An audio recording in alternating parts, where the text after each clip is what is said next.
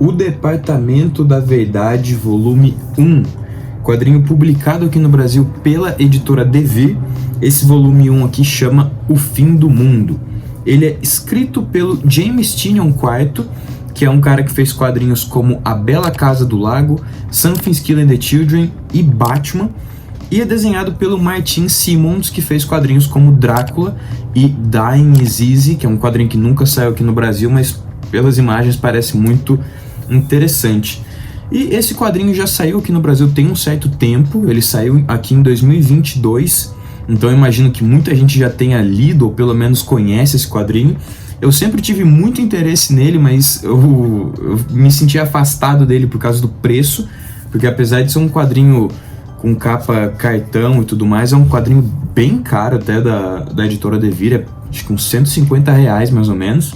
Mas quando anunciaram que a dupla criadora ia vir aqui para Comic Con, eu fiquei muito empolgado para ler e levar para autografar, e apareceu numa promoção muito boa, eu acabei pegando pela metade do preço, e realmente peguei o autógrafo dos caras, né? Aqui do Martin Simmonds e aqui do James Tynion IV. E eu sempre ouvia falar muito bem desse quadrinho, muita gente adora ele, e realmente ele não me decepcionou nem um pouco. É um quadrinho muito bom e muito surpreendente.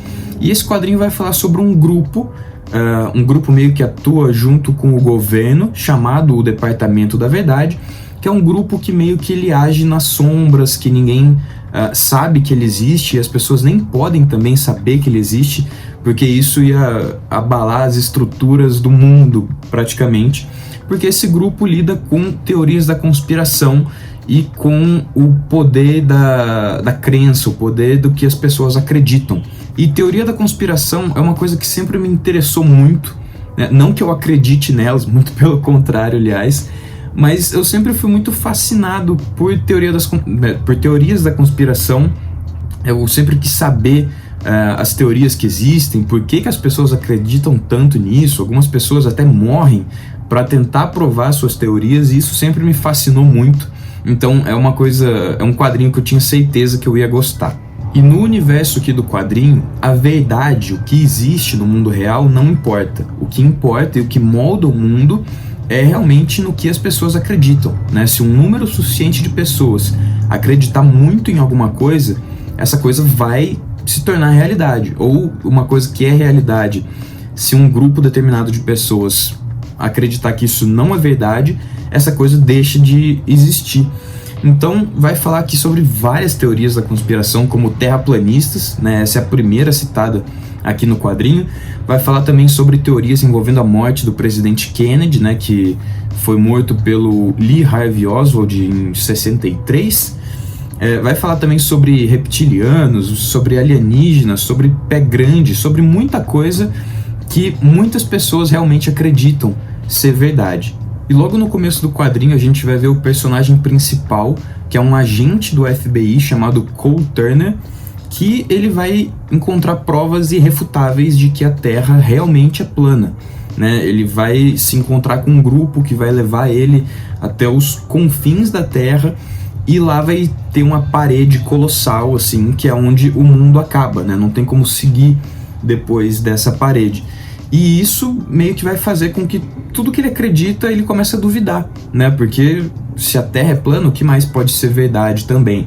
Então ele começa a lidar com esse tipo de coisa, e aí que ele é recrutado pro Departamento da Verdade, né? Para lidar com esse tipo de situação. E lá ele vai encontrar muitas bizarrices e vai começar a ver coisas que seriam impossíveis, mas que de um jeito ou de outro se materializam de acordo com a crença das pessoas, né? E uma delas sendo que o chefão do Departamento da Verdade é o Lee Harvey Oswald, o cara que matou o presidente Kennedy na vida real, né? E logo depois, na vida real, logo depois que ele matou o presidente, ele é morto, né? Então o Lee Harvey Oswald morreu alguns dias depois, ou no mesmo dia, não me lembro agora ao certo, da morte do presidente Kennedy. Mas aqui ele tá vivo e é o chefão, então, desse grupo que lida com teorias da conspiração. E aos poucos também a gente vai vendo que o grupo não lida só com teorias da conspiração, né? Como eu tinha dito, tem uma determinada parte do quadrinho que eles vão ter que lidar com o pé grande, que é uma coisa que muitas pessoas realmente acreditam, né? Então eles vão ter que sair em uma missão de campo procurando o pé grande para matar ele, não deixar que ninguém tire uma foto dele, poste na internet, por exemplo, porque isso vai fazer com que mais pessoas ainda acreditem no pé grande e vai fazer com que isso se torne um problema maior ainda. Então eles não podem deixar essas informações vazarem, porque o pé grande não é uma coisa que existe, é uma coisa que se tornou realidade depois que muitas pessoas acreditavam nele. Então eles querem deter isso para que isso não torne um problema maior ainda, e para isso às vezes eles vão tomar algumas atitudes meio dúbias, né? Como por exemplo, uma pessoa que está acreditando muito naquilo, que está fazendo aquilo se tornar realidade, às vezes eles vão ter que matar aquela pessoa para que isso pare de acontecer também. Então é um grupo que tenta meio que proteger o status quo do planeta Terra, mas às vezes vai tomar atitudes horríveis para que isso se mantenha.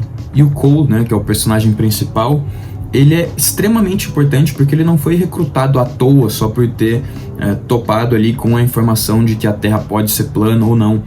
Mas ele é muito importante porque durante a infância dele, ele teve algumas experiências que meio que seriam impossíveis e marcou ele pro resto da vida. Vai ser uma coisa que ele nunca vai conseguir esquecer.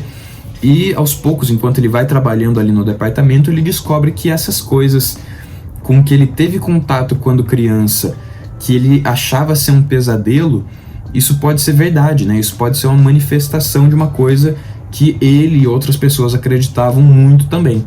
E o principal vilão desse quadrinho é uma outra organização chamada Black Hat, que ela meio que quer o contrário do Departamento da Verdade, né? Enquanto o Departamento da Verdade quer manter o mundo como ele é, a Black Hat quer que essas teorias da conspiração se concretizem para meio que instaurar o caos no mundo. E no primeiro momento, aqui nesse primeiro volume, a gente não sabe ao certo qual é o objetivo dessa organização, mas eles estão com um plano que simplesmente pode acabar com o mundo inteiro, e também a gente sabe que eles são muito mais poderosos que o Departamento da Verdade, né? Eles têm alguns meios e algumas pessoas que ajudam eles que são muito melhores do que o Departamento da Verdade tem disponível. E apesar do quadrinho ser focado nessa história maior do Departamento da Verdade contra a Black Hat, vai ter alguns capítulos também em que são só uma historinha envolvendo um caso específico, né? Como por exemplo, o que eu achei melhor, na verdade o melhor capítulo aqui desse primeiro volume, é uma história de uma mãe que perde um filho num massacre que acontece numa escola nos Estados Unidos, que infelizmente é uma coisa até que bem comum, né?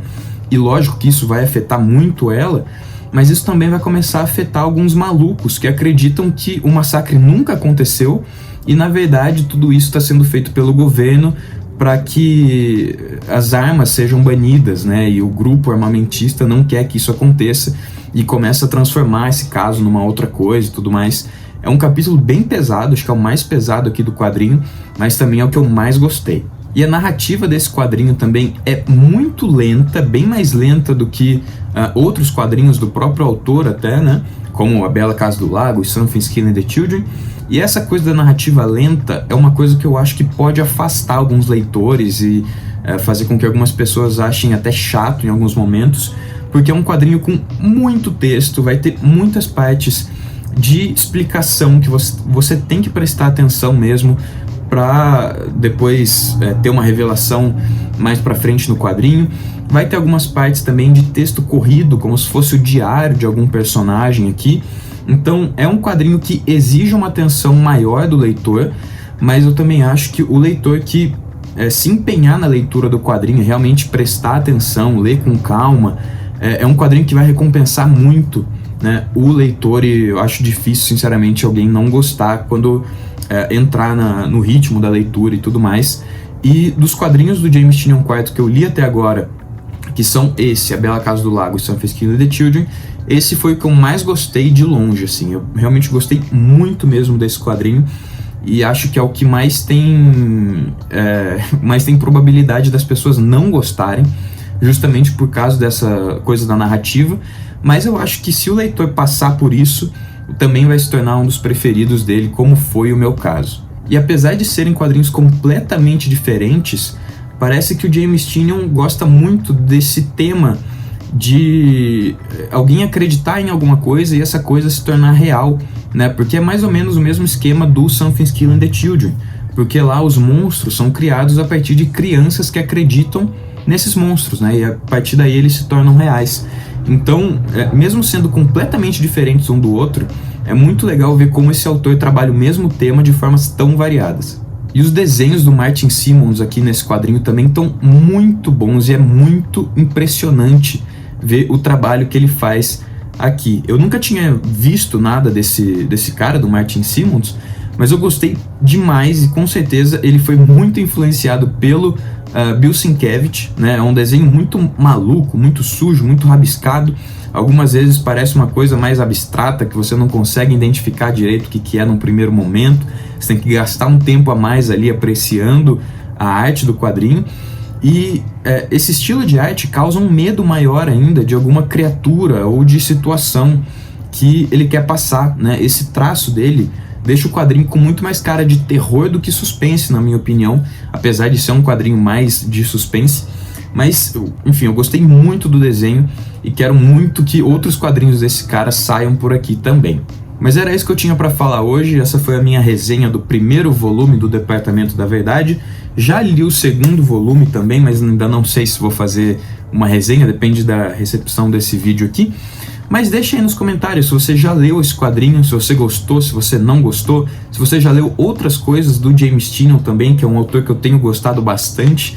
Em 2024 eu fiz meio que uma maratona dele, dos quadrinhos mais autorais, pelo menos eu acho que eu li todos, e agora saiu um outro pela editora Panini, que eu tô bem interessado também. Então comente aí o que você achou desse quadrinho, o que você achou do vídeo também.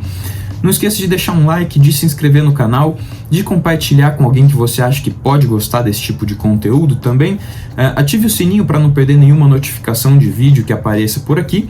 E caso você tenha se interessado no Departamento da Verdade, aqui embaixo na descrição do vídeo vai ter um link de compra para ele na Amazon, e comprando ele ou qualquer outra coisa por meio desse link, não muda nada para você, mas me ajuda muito com uma pequena comissão para manter aqui o canal e fazer com que tenha mais e mais vídeos. Mas era só isso que eu tinha para falar hoje. Muito obrigado por assistir e um abraço.